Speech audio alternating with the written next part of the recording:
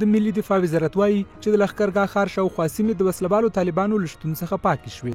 دغه وزارت ویلي چې سیمې ته تازه دمې ځانګړي ځواکونه رسېدلي او تصفیوي عملیات لا هم جریان لري.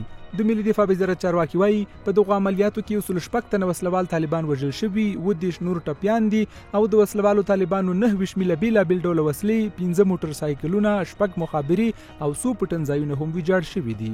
د افغان امنیتي او دفاعي ځواکونو عملیات هغه مهال پیل شول چې وسلوالو طالبانو په یو شمېر ولسوالیو او لښکرګاه ښار څنډو کې تحرکات پیل کړل. د هلمند ولایتي چارواکي هم وایي چې د لښکرګاه ښار د امنیت لپاره پرون ماښام ناوخته له کابل او خوراب پوځي اډې څخه تازه دمې ځانګړي ځواکونه دې ښار ته رسېدلي او د وسلوالو پر ضد یې پوځي عملیات پیل کړي. دوی زیاتوي چې افغان هوایي ځواک د وسلوالو طالبانو د راټولېدو ځایونه په نښه کړي دي. هلمند کې د جګړو له شدت سره سلګونه کورنۍ بېځایه شوي دي او خلک په بېلابېلو سیمو کې د شنه اسمان لاندې ژوند تېرولو ته مجبور شوي.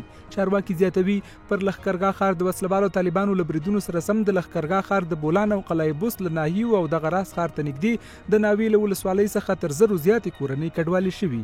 د نظامي چارو یو شمېر کارپوهان وایي په لویو ښارونو بریدونو سره داسې ښکاري چې طالبان سولې ته لیوالتیا نه لري او د جګړې له لارې قدرت ته د رسېدو شوقیان دي. دوی وایي طالبان په هیڅ صورت جوړښت نه غواړي او د جګړې د لارې واک ته د رسېدا خوبونه ویني.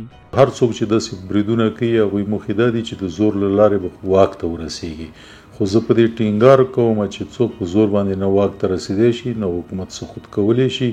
خله دا ده چې افغانستان نور ویجاړ نه کړي، خلک ونه وژني، خبرو ته راشي او د سولې لارې دا مشکل حل کړي. په ټولنیزو رسنیو کې هم ګڼ شمېر سیاسیونو او عامو افغانانو هلمند کې د وسلوالو طالبانو د بریدونو له امله د خلکو پر بېځایه کېدو لیکنې کړي او ویلي دي چې د روژې مبارکې میاشتې پر مهال د خلکو ځورول د ټولو انساني، اسلامي او افغاني اصولو خلاف دي.